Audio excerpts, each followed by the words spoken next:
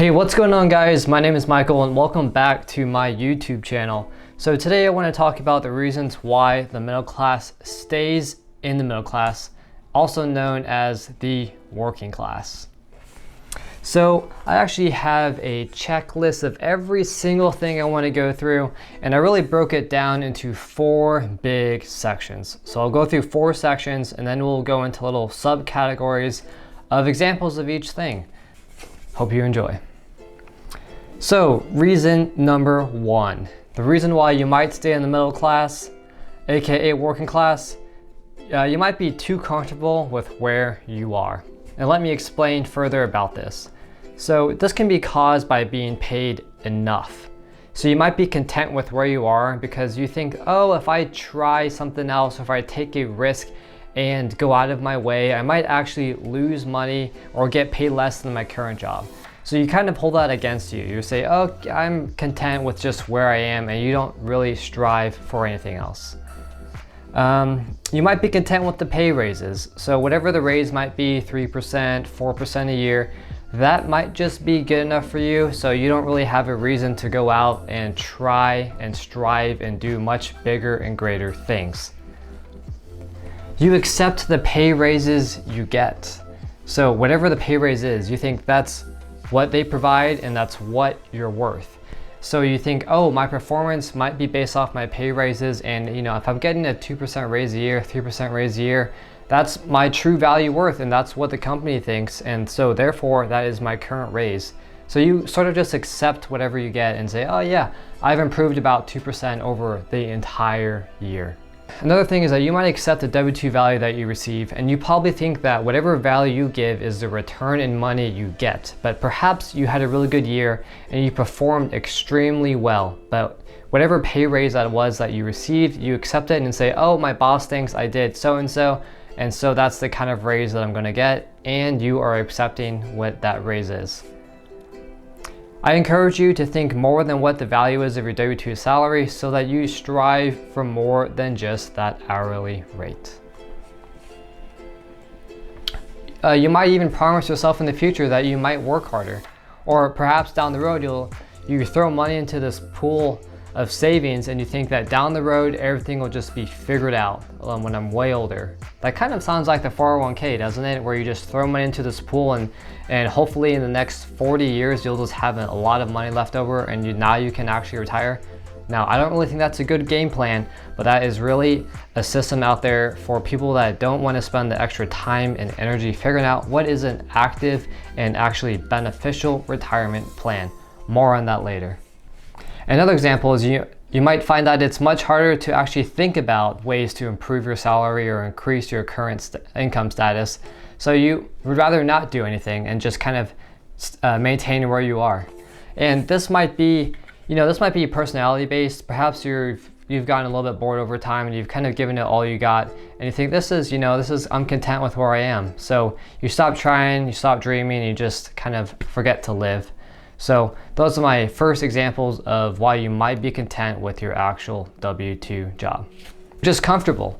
And I can't blame you for that. You're at a position for X amount of years, and then you might just be looking forward to the pay raises or the benefits that the company may offer down the road. Like an example is perhaps you're at a company for 5 years and now your vacation is 1 week longer, and you think, oh wow, if I can stay 5 years, I'll have an additional year of vacation. But is that really worth your time waiting an entire 5 years, half a decade just for 1 week more of vacation? Why not try to find a job that gets you more than a week of vacation every single time you switch jobs, or you can negotiate a better salary so that you can afford to not actually have to work. Example number 2, you purchase liabilities and not assets. So a lot of middle class individuals get sort of entertained by middle class things, and those can be nice items, fancy clothing, fancy technology, fancy cars, and really nice houses. And so you end up buying these liabilities that don't give you money. And let me explain to you the difference between a liability and an asset. A liability is something that you have to continuously pay for, or you have to pay off immediately. So if you buy nice clothing, that's a liability because you pay it off and it's not giving you money in return. So every time you have a payment towards something that's out of your pocket, consider that simply as a liability. Now, an asset is something that pays you back over time, and this can really be anything that's generating you income. And so when you buy liabilities, it's essentially wasting a lot of your money. You could be going out a lot and just having a good time, but that money isn't getting you a long-term return. So if you're trying to figure out a way to get out of the middle class, there are ways to actually reduce the amount of liabilities you have and still really just enjoy life. It doesn't mean that if you're trying to go up to the next class that you have to sacrifice so much that you actually don't enjoy life anymore. There's just some changes that I would recommend you follow to help you reach that next income. Now, I might get a lot of flack for this, but my second example for middle class on purchasing liabilities and not assets is that I personally do not like investing in the stock market. And I know, again, I might get a lot of flack for this, but I think that no matter how much research you put into a stock or how much you believe in the stock market or the company of your choice, there's just so much variables that you don't have control over. And to me, that is scary. So that's why I avoid the stock market like the plague. I want an asset that can generate me income, and I have a good understanding of how it works, and there's a system in place where I can mitigate the risk based off of the amount of knowledge I have and how I want to control that business model. Now, you might be really good at stocks, and I know there's a lot of people out there that do it. It's just not something for me. Third biggest con if you're in the middle class is that you work a W-2 job, which is an active job. Let me explain why this is actually a huge con and why you should listen more. So, being in a W-2 job, being in the middle class, the main supporter, at least for the United States, in terms of generating income, the W-2 class actually gets hit the most in taxes. And you could probably see why this is. So the lower class will actually get money from the government to essentially maintain the lower class and not have to work for a living, or for the most time not work for a living. And then you have the middle class, which is paying for all the big expenses for corporations and taxes to keep America functioning. And then you have the upper class, the rich class, which are smart enough to pay for people that can help them reduce their taxes, or they have enough assets and that they can also create a loss on their income, so they're minimizing the impact of how much taxes they're actually paying. And there's several videos on this channel where I talk about why you should probably invest in real estate to help differentiate between what is your income and what you can count as a loss, so that you can also help with reducing your actual taxes. And so, like I said, the middle class is going to be hit a lot with taxes. So if there is a way to generate you income that doesn't get taxed as much, that is probably a beneficial way to invest in that type of income source.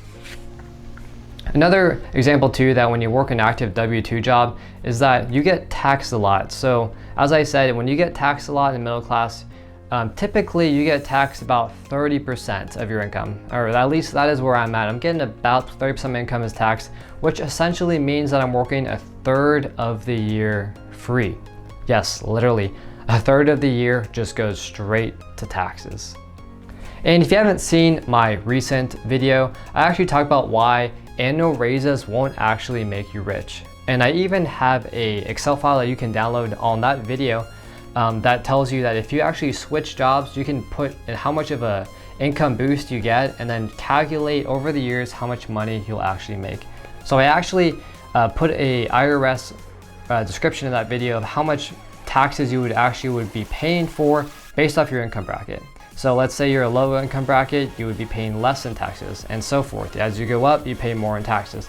So with the Excel file in that video, you can actually modify it to how you see fit of when you actually change jobs and choose how much income you make from each job transition. Now, I encourage you that if you are switching jobs, always find a way to negotiate to raise the amount of income you make each year. So at least you're making more money. I mean, sure, you're paying more in taxes, but again, make sure to find ways to save money so you can buy more assets. That is key for middle class. You got to buy more assets, and over time, you'll be going into the next income class. Another example is that you work for someone else. So having a W-2 job means you probably have a boss. And with that, your performance is graded on how someone perceives you. And this can be a really big con. So if you think you're doing a great job and you know you're doing a great job, but your boss thinks, he or she may think, you're doing okay, I'll give you a low performance review. Now you just spent the entire year working really hard for a company and you got rated so low and you probably didn't get any bonuses and your pay raise wasn't worth it. So that is a huge dread in the W-2 job, is that a lot of companies actually don't pay you for performance. It's just kind of the average norm of getting whatever the company wants to give you that year. I know some companies will just don't even give you a raise at all, and if you're stuck in that situation, I would highly encourage you to move on to something a little bit better. All right, number 4, guys, this is where it gets extremely interesting. A quick burn down of how to get out of the middle class. So tip number 1, always have a side hustle that you think can generate you revenue. Now, having a side hustle can be pretty cheap. You can just start with even just a service-based company where you just provide help to someone else that's just literally just giving up your time. And you might understand that when you start a business, it kind of starts out where you're working for your company yourself. So you're providing a service for someone else, and then over time you might be able to find ways to automate it where you personally are not creating the business and like working actually on the floor essentially of generating work. You are now automating it and hiring out different personnel to do your job for you. And obviously this is not an easy thing to do, so give it some time. I consider starting a business just like starting college. Most people go to college for about 4 years and they go into debt going to college, banking and hoping that they'll get a degree that will pay them a good return on investment. Now, if you can find a business model that doesn't cost that much to start, that is definitely a win, and it's gonna take time. So definitely be patient, create a system, and don't give up. Most people will actually give up before they try because it just takes too much thought and energy. But I promise you, if you can really lay out a game plan and then be committed and understand why you are starting a business, perhaps it's to improve your situation or be your own boss, then you'll have the unlimited amount of energy supply to continuously move forward with that game plan. Another example is that, I'm still in the middle class, and you probably know that if you've been watching my channel, I still have a job. But I do invest in assets, and if you haven't noticed on my channel, I actually invest in real estate, and real estate is an asset as long as if it is generating you revenue. If you don't know much about real estate or why I invest in real estate, definitely check out the videos on this channel to learn more about kind of how the perks of real estate are so beneficial.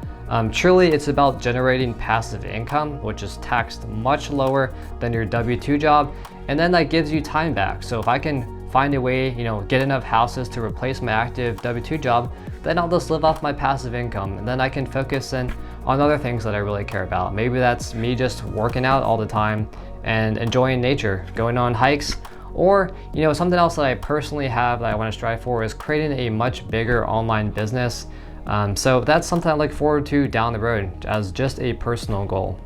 All right, last example for you guys, and hopefully this helps you out a lot, is that you got to get your finances in order. So that's the biggest thing. I think the biggest thing that'll help you go into the next income class is that find ways to reduce your operating expense. Operating expense meaning something that is reoccurring.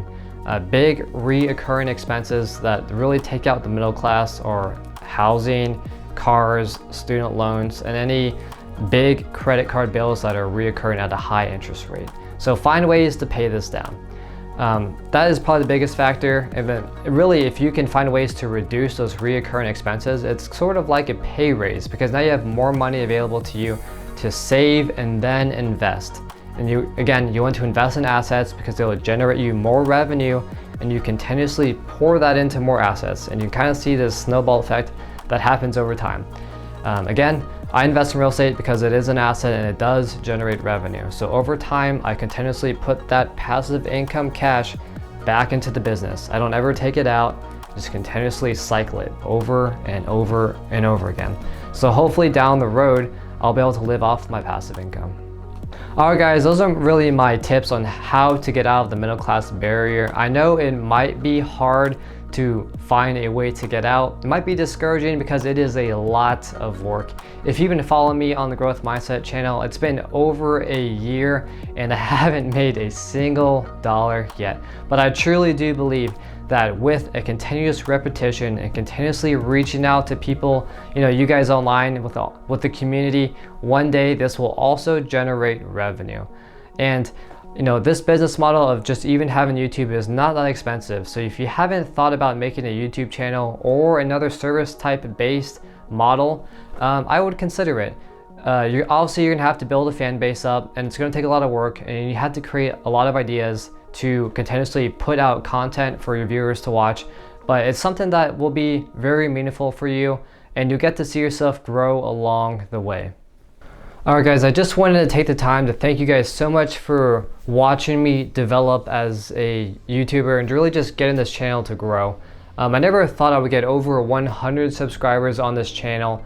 We're currently at about 150 subscribers, and we're not even through halfway into 2020, which is really exceeding my personal goal for this year. Again guys, if you could do me a favor by liking, subscribing if you have not done so already, and sharing this video with one of your friends, that would mean so much to me. Thank you guys so much for watching the Growth Mindset channel. I hope you found a lot of value in this channel, and have a great day. Take care. Bye.